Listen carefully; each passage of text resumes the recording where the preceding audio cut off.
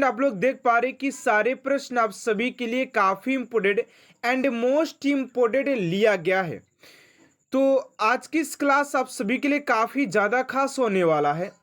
तो चलिए स्टार्ट करते आप सभी के पहले प्रश्न के साथ कि आप सभी का पहला प्रश्न क्या पूछा जा रहा है। तो पहला प्रश्न है कि निम्नलिखित में से कौन सा राष्ट्रीय उद्यान असम में है। निम्नलिखित में से कौन सा राष्ट्रीय उद्यान असम में है। तो राइट आंसर हो जाएगा आप सभी का मानस नेशनल पार्क।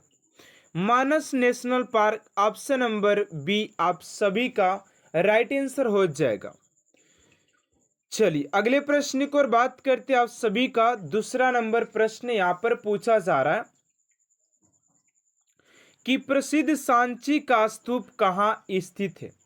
तो प्रसिद्ध सांची स्तूप की बात करते हैं तो राइट आंसर हो जाएगा आप सभी का Madhya Pradesh. Option number B student आप सभी का राइट आंसर हो जाएगा क्वेश्चन नंबर 2 का। चलिए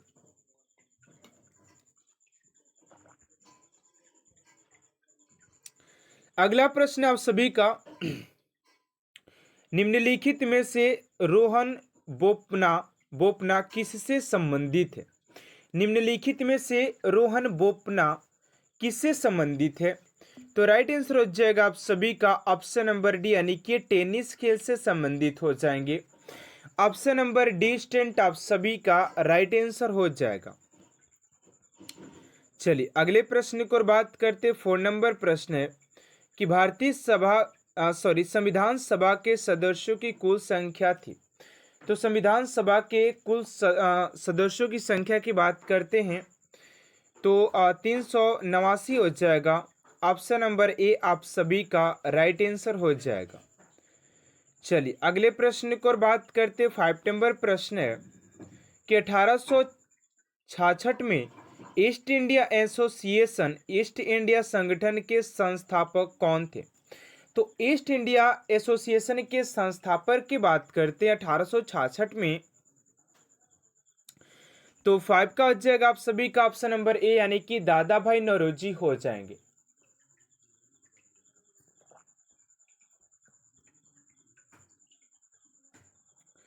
अगला प्रश्न आप सभी का 6 नंबर की सविनय अवग्र आंदोलन के दौरान ब्रिटिश भारत का वायसराय कौन था।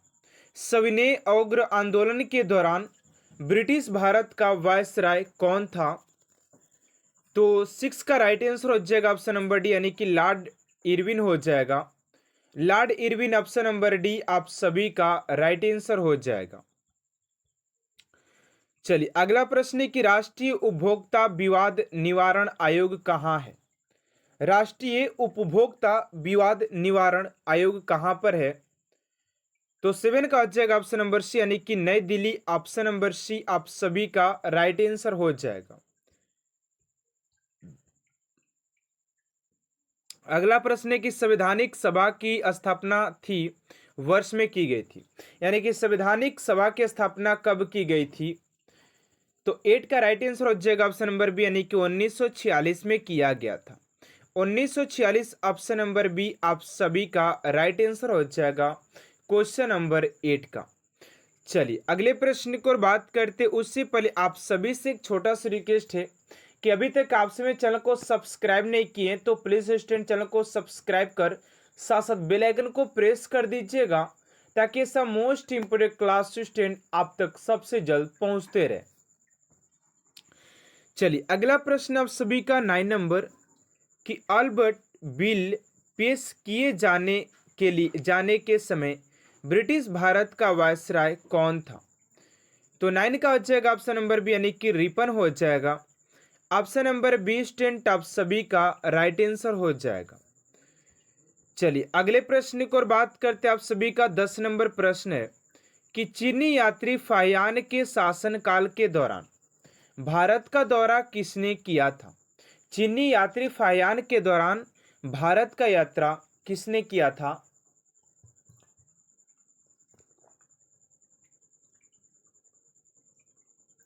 तो चंद्रगुप्त मौर्य हो जाएगा। Chandragupta option number C. चलिए अगला प्रश्न आप सभी का 11 नंबर की भारतीय संविधान का भाग 2 से संबंधित है। तो नागरिकता हो जाएगा ऑप्शन नंबर ए, नागरिकता ऑप्शन नंबर ए। चलिए अगले प्रश्न की ओर बात करते, 12 नंबर है कि सिंधु घाटी सभ्यता के लोगों की मुद्रा कॉइन्स में किस देवता की आकृति चित्रित थी? तो 12 का हो जाएगा ऑप्शन नंबर डी, यानी कि पशुपति सी हो जाएंगे। ऑप्शन नंबर डी स्टूडेंट आप सभी का राइट आंसर हो जाएगा। चलिए अगला प्रश्न है कि अलेक्जेंडर ने मारत ने यहाँ पर भारत होना चाहिए, भारत पर आक्रमण किया था। तो 13 का हो जाएगा ऑप्शन नंबर डी, यानी कि ईसा से 326 ईसा पूर्व ने किया था। चलिए अगला प्रश्न है 14 नंबर की भगवान बुद्ध का जन्म कहाँ हुआ था? तो भगवान बुद्ध के जन्म की बात करते हैं तो लुम्बिनी में हो जाएगा। ऑप्शन नंबर 20 स्टूडेंट आप सभी का राइट आंसर हो जाएगा। चलिए अगला प्रश्न 15 नंबर की विश्व का सबसे बड़ा महाद्वीप कौन सा है? तो विश्व के सबसे बड़े महाद्वीपों की बात करें तो ये हो जाएगा एशिया महाद्वीप।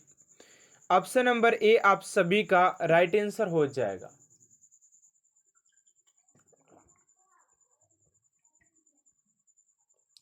अगला प्रश्न विश्व का प्रथम विश्वविद्यालय कौन सा है? तो तक्षशिला हो जाएगा, ऑप्शन नंबर सी। चलिए अगला प्रश्न है कि भारत में ईस्ट इंडिया कंपनी ने अपना पहला कारखाना कहाँ खोला था? तो 17 का हो जाएगा ऑप्शन नंबर सी, यानी कि सूरत में खोला था। ऑप्शन नंबर सी आप सभी का राइट आंसर हो जाएगा क्वेश्चन नंबर 17 का। चलिए अगला प्रश्न है कि भाभा परमाणु अनुसंधान केंद्र कहाँ स्थित है? तो भाभा परमाणु अनुसंधान केंद्र की बात करते हैं तो 18 का हो जाएगा डी, यानी कि मुंबई में स्थित हो जाएगा। ऑप्शन नंबर डी आप सभी का राइट आंसर हो जाएगा क्वेश्चन नंबर 18 का। चलिए अगला प्रश्न आप सभी का 19 नंबर की भारत का सबसे बड़ा शहर कौन सा है? तो ऑप्शन नंबर बी हो जाएगा मुंबई हो जाएगा। अगला प्रश्न जापान की राजधानी का नाम क्या है? राजधानी जापान की टोक्यो हो जाएगा, करेंसी येन हो जाएगी। अगला प्रश्न पृथ्वी के सबसे नजदीकी ग्रह कौन सा है? तो बुध हो जाएगा, ऑप्शन नंबर डी। यहाँ पर शुक्र बुध, यार पृथ्वी सॉरी यार मैंने सूर्य को समझ लिया था, यहाँ पर पृथ्वी की बात किया जा रहा है तो शुक्र हो जाएगा। इस बात को ध्यान दीजिएगा, मैंने यहाँ पर शुक्र को समझ लिया था, ठीक है ना। अगला प्रश्न ओलंपिक खेल कितने वर्ष बाद आयोजित होते हैं? तो ओलंपिक खेल की बात करते तो ये होते हैं आपसी के 4 वर्ष के बाद होता है। अशोक चक्र में कितनी तीलियां होती है? तो 24 हो जाएगी। भारत में आपातकाल की घोषणा कब की गई थी? तो भारत में आपातकाल की घोषणा की बात करते हैं तो ये 1962 में किया गया था। 1962 आप सभी का राइट आंसर हो जाएगा। प्रश्न की ओर बात करते हैं, आप सभी का पहला प्रश्न क्या पूछा जा रहा है, ध्यान दीजिएगा। कह रहा है कि पृथ्वी का एकमात्र प्राकृतिक उपग्रह कौन है? कह रहा है कि पृथ्वी का एकमात्र प्राकृतिक उपग्रह है। तो राइट आंसर हो जाएगा आप सभी का चंद्रमा हो जाएगा। अगला प्रश्न है गांधी फिल्म में गांधी की भूमिका किसने निभाई है? गांधी फिल्म में गांधी की भूमिका किसने निभाई है? तो वेन किंग्सले ने निभाई है। शिक्षक दिवस कब मनाया जाता है? तो 5 सितंबर को शिक्षक दिवस के रूप में मनाया जाता है, ठीक है ना। चलिए अगले प्रश्न की ओर बात करते हैं, आप सभी का 4 नंबर प्रश्न है। एंड स्टूडेंट आज की इस क्लास में आपसे लिए 200 MCQ क्वेश्चन लिया गया जो कि काफी इंपोर्टेंट है, ठीक है ना। कह रहे कि जापान पर परमाणु बम कब गिराया गया था? तो 1945 में जापान पर परमाणु बम गिराया गया था। अगला प्रश्न है कि भाखड़ा नागल बांध किस नदी पर है? तो भाखड़ा नागल बांध की बात करें तो आपसी के सतलज नदी पर हो जाएगा।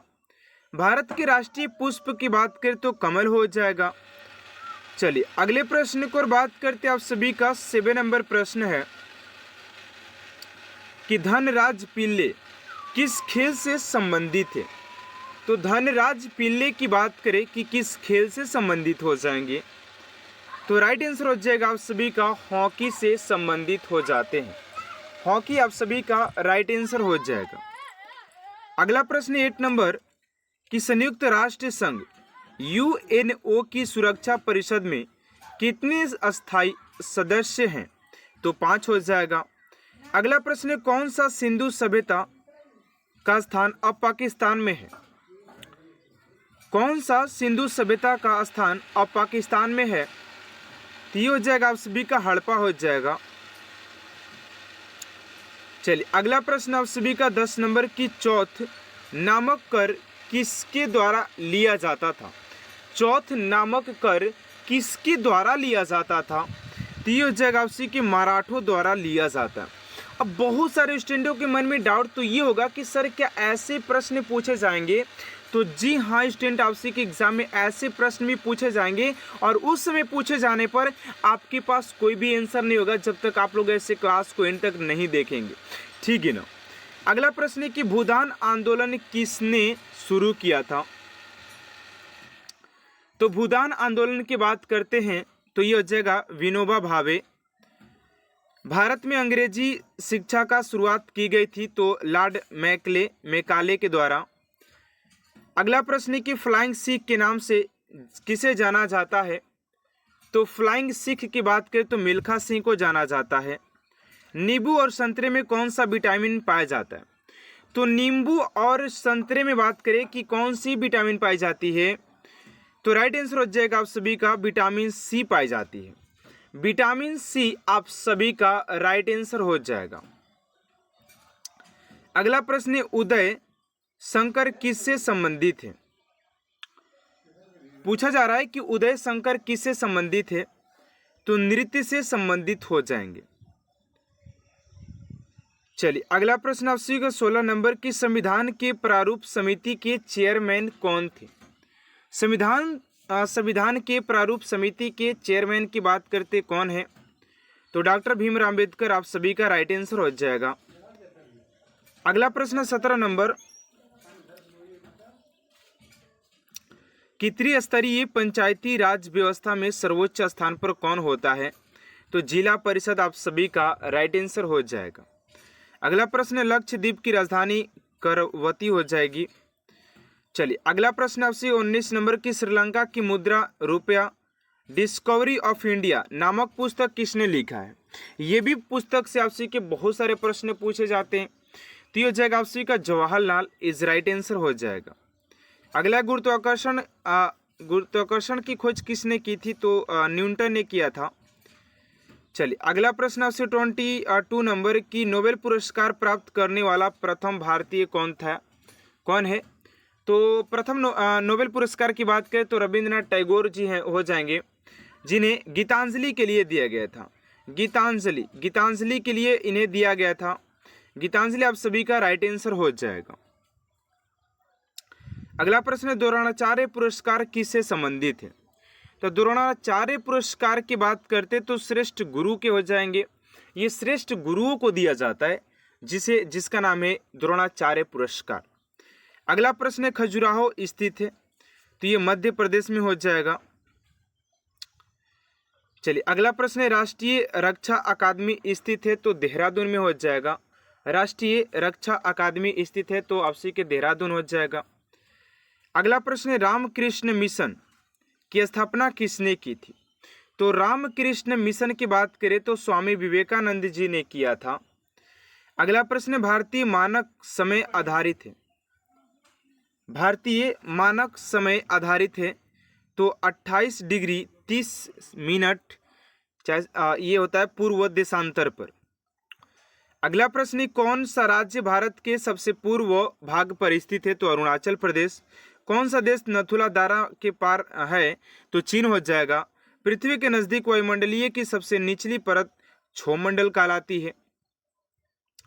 अगला कि भारतीय सेना में विजयंत नाम है एक टैंक का। चीनी यात्री फयान किसके काल में भारत आया था? तो विक्रमादित्य के शासनकाल में। प्रख्यात सिनेकलाकार पृथ्वीराज कपूर और राज कपूर में संबंध है, तो बाप बेटे का।